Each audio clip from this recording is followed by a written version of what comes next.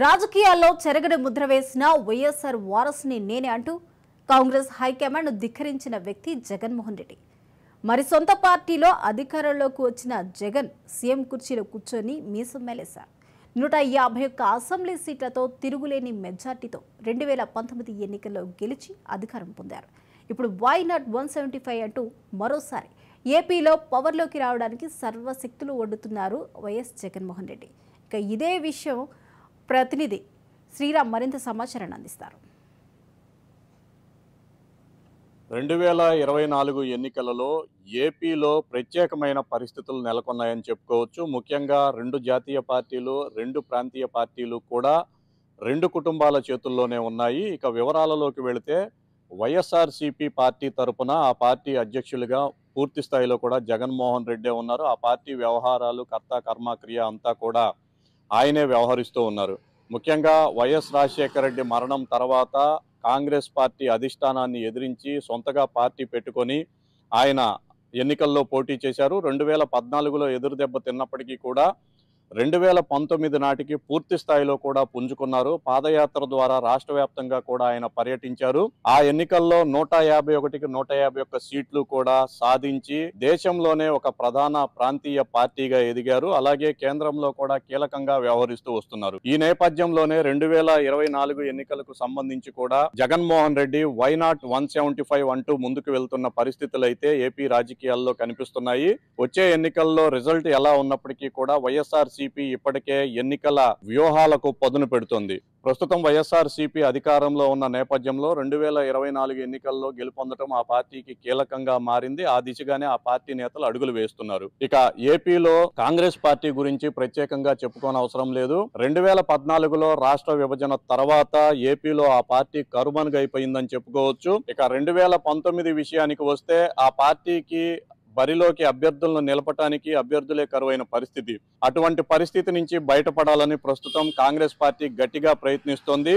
ప్రస్తుతం కాంగ్రెస్ పార్టీలోకి షర్మిల రావటం అనేది కూడా ఏపీ రాజకీయాల్లో కీలకమైన అంశము.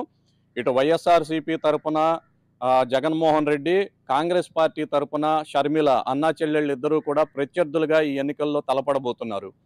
ఇక ఏపీలోనే అత్యంత కీలకమైన పార్టీగా ప్రస్తుతం ప్రతిపక్షంలో ఉన్న టీడీపీ పార్టీని చెప్పుకోవచ్చు. టీడీపీ పార్టీకి సంబంధించి చంద్రబాబు నాయుడే పూర్తి స్థాయిలో కూడా అన్ని తానై వ్యవహరిస్తున్నారు. 70 ఏళ్ల వయసు దాటినప్పటికీ కూడా ఆయన టీడీపీ నేతలందరినీ కూడా ముందుండి నడిపిస్తున్న పరిస్థితి. స్కిల్ స్కామ్ కేసులో 50 రోజులకు పైగా ఆయన జైల్లో ఉండి బయటకు రావడంతో ప్రజల్లో పెరిగిన విపరీతమైన సానుభూతిని తనకు అనుకూలంగా మార్చుకొని తిరిగి అధికారంలోకి రావడానికి అవసరమైన అన్ని ప్రయత్నాలను కూడా చేస్తున్నారు. చంద్రబాబు నాయుడు పేరు చెప్తే చాలు ఆయన ఎంత క్రియాశీలకంగా వ్యవహరిస్తారో, రాజకీయాల్లో ఎత్తులు పై ఎత్తులు వేస్తారో అందరికీ కూడా తెలిసిన విషయమే. ఈ నేపథ్యంలో రాష్ట్రంలో అధికార వైసీపీ పైన ఉన్న వ్యతిరేకతను, అలాగే తనను అరెస్టు చేసిన సమయంలో వచ్చిన సానుభూతిని అన్నింటినీ వినియోగించుకొని తనదైన స్థాయిల్లో వ్యూహాలు, ప్రతివ్యూహాలు పన్ని తిరిగి టీడీపీని అధికారంలోకి తీసుకురావడానికి పూర్తి స్థాయిలో కూడా ప్రయత్నిస్తున్నారు. ఒకవైపు కుమారుడు లోకేష్, మరోవైపు తనకు జైలులో ఉన్నప్పుడు అన్కండిషనల్ గా మద్దతు ప్రకటించిన జనసేన అధినేత పవన్ కళ్యాణ్ ను పెట్టుకుని పూర్తి స్థాయిలో కూడా ఉత్సాహంగా బరిలోకి దిగుతున్న పరిస్థితులు అయితే ఉన్నాయి. ఇప్పటికైతే టీడీపీకి సంబంధించిన అభ్యర్థుల కసరత్తు అధికారికంగా పైకి రాకపోనప్పటికీ కూడా లోలోన అయితే పూర్తి స్థాయిలో కూడా పార్టీ సన్నద్ధంగా ఉన్నట్లుగా తెలుస్తోంది. ఇక మరొక జాతీయ పార్టీ బీజేపీకి సంబంధించి కూడా ఏపీలో ప్రస్తుతం అధ్యక్షురాలిగా పురంధరేశ్వరి వ్యవహరిస్తున్నారు. ఈమె స్వయాన టీడీపీ అధినేత చంద్రబాబు నాయుడు మరదలు. ప్రస్తుతం బీజేపీ అధ్యక్షురాలిగా ఉన్నారు. ఎన్టీఆర్ తనయురాలుగానే కాకుండా తనకంటూ కూడా సొంతగా ఒక చరిష్మాను కూడా సృష్టించుకున్నారు. గతంలో కాంగ్రెస్ పార్టీ ఎంపీగా పనిచేశారు. అయితే ఆ తర్వాత జరిగిన రాజకీయ పరిణామాల్లో భాగంగా ఆమె బీజేపీ పంచన చేరారు. ప్రస్తుతం బీజేపీ రాష్ట్ర అధ్యక్షురాలిగా ఉన్నారు. రాష్ట్రంలో ఉన్న వైసీపీ పాలనను ఎప్పటికప్పుడు ఎండగడుతూ పూర్తి స్థాయిలో కూడా ఆమె ముందుకు వెళ్తున్నారు. బీజేపీ కోరుకొని పార్టీలోకి తీసుకున్న కొంతమంది నేతల వల్ల ఎటువంటి ప్రయోజనము లేకపోవడంతో అటు తిరిగి ఇటు తిరిగి చివరికి పురంధరేశ్వరికే బీజేపీ రాష్ట్ర అధ్యక్షురాలి పగ్గాలను కట్టబెట్టాల్సి వచ్చింది. బీజేపీ టీడీపీ కూడా పొత్తులో భాగంగా ఈ ఎన్నికల్లో ముందుకు వెళ్తే మాత్రం ఇక ఆ పార్టీకి ఎదురే ఉండదు. మొత్తానికైతే ఇటు టీడీపీ బీజేపీ తరపున బావా మరదళ్ళు అధ్యక్షురాలుగా ఉంటే అటు వైఎస్ఆర్ కాంగ్రెస్ పార్టీ తరపున అన్నా చెల్లెళ్ళు బరిలో ఉన్నారు.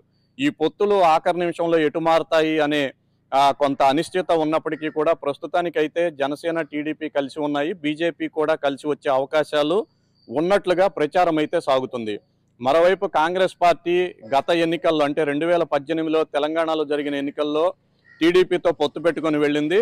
ఇక ఏపీలో కూడా అటువంటి పొత్తు ఉంటుందా అనేది కూడా చూడాల్సిన అంశమే. ఇక బీజేపీ టీడీపీకి సపోర్ట్ చేస్తుందా లేదా ఆఖరి నిమిషంలో ఇండిపెండెంట్ గా అంటే ఒంటరిగా పోటీ చేసి వైసీపీకి లోపాయికారిగా ఏమన్నా సపోర్ట్ చేస్తుందా అనేది కూడా వేచి చూడాల్సిన పరిస్థితులు అయితే ఉన్నాయి. మొత్తానికైతే రెండు జాతీయ పార్టీలు, రెండు స్థానిక పార్టీలకు సంబంధించి కేవలం రెండు కుటుంబాలకు సంబంధించిన సభ్యుల చేతుల్లోనే ఉండటంతో 2024 ఎన్నికల్లో ఏపీలో అత్యంత ఆసక్తికరంగా మారతాయి అనటంలో ఎటువంటి సందేహము లేదు. కెమెరామెన్ సత్యతో శ్రీరామ్, రాజ్ న్యూస్, విశాఖపట్నం.